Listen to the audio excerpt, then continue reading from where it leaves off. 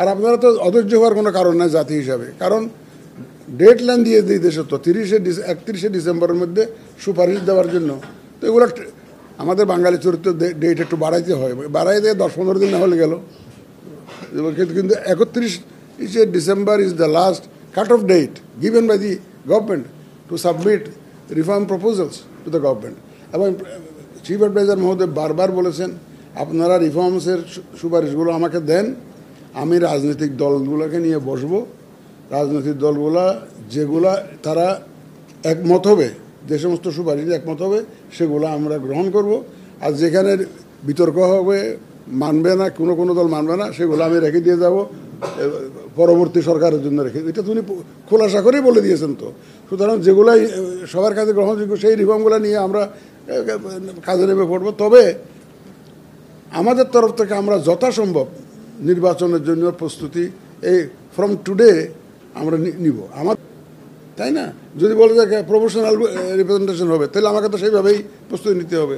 সুতরাং এই ধরনের জিনিসগুলো ফয়সালা না হলে, আমরা কীভাবে ভোটটা করব বলেন? সুতরাং এবং সুবিধা হলো এই যে গভর্নমেন্ট তো অনেকগুলো রিফর্মস কমিশন করে দিয়েছে। ইলেকশন করার জন্য যে রিফর্মস কমিশনগুলো ইনভলভড, যেমন কনস্টিটিউশন যে রিফর্মস কমিটি করেছে under the able leadership of professor doctor Ali Riaz, very competent person. তো এখন কনস্টিটিউশনে ওনাদের কিছু সাজেশন আসবে, রিফর্মসের জন্য সাজেশন আসবে। আর ইলেকশন কমিশন রিফর্ম করার জন্য অলরেডি ডক্টর বদিউল আলম মজুমদারের নেতৃত্বে কমিটি করা হয়েছে। তো ওনার প্লাস আপনারা তো দেখতেছেন না যে মিডিয়াতে কেউ বলছেন যে প্রপোর্শনাল রিপ্রেজেন্টেশন হোক, আর কেউ বলছেন যে না আগের মতো সেই ফার্স্ট পাস দ্য পোস্ট সেটা হোক, কেউ বলছেন যে বাইক্যামেরাল সিস্টেম, দ্বিকক্ষ বিশিষ্ট সরকার পার্লামেন্ট, কেউ বলছেন যে ইউনিক্যামেরাল আগের মতোই থাকুক, এরকম বলছে। এখন যদি মনে করেন বাইক্যামেরাল সিস্টেম হলো তাহলে আমাকে তো সেইভাবে ভোটের ব্যবস্থা করতে হবে। তাদেরকে ভোট দেওয়াতে গেলে তাদের তো ভোটার লিস্ট আনতে হবে, এটা একটা কাজ তো, ভোটার লিস্টটাকে নিয়ে আসতে।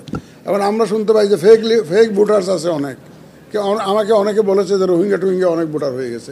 এটা আমি জানি না, সত্য মিথ্যে জানি না, কারণ আগে তো এখানে চেয়ারে বসার আগে আমি অনেক তথ্য কালেক্ট করার চেষ্টা করছি। তো একজন এক রকম তথ্য দেয়, কেউ বলছে যে অনেক রোহিঙ্গা নাকি আমাদের এখানে ভোটার হয়ে গেছে, এরকম বলছে, আমাকে জানি না।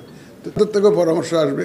তো ওখানে নিয়ে ইলেকশন করার জন্য যা দরকার, যেগুলো গ্রহণযোগ্য হয় সবার কাছে, সেগুলো আমরা নিব, নিয়ে তারপরে ইনকর্পোরেট করে তা একটা ভোটের মতো, ভোট করার মতো, ইলেকশন কন্ডাক্ট করার মতো সব কিছু যখন রেডি হবে তখনই আমরা ইনশাল্লাহ ইলেকশনের জন্য ডেট দেওয়ার বিষয়গুলো চিন্তা করতে পারবে। এখন এই মুহূর্তে বলে দিলাম যে 1 বছর পরে হবে, কিন্তু 1 বছর পরে গিয়ে দিলেন যে এরা বাইক্যামেরাল না হবে, ইউনিক্যামেরাল হবে, এইটাই ফয়সালা করতে পারেনি।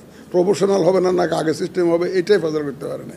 এখন কেউ বলে যে আগে লোকাল গভর্নমেন্টের ইলেকশন দেন, আর বড় দল বলে যে না জনগণের হাতে ক্ষমতা দিয়ে আপনারা চলে যান।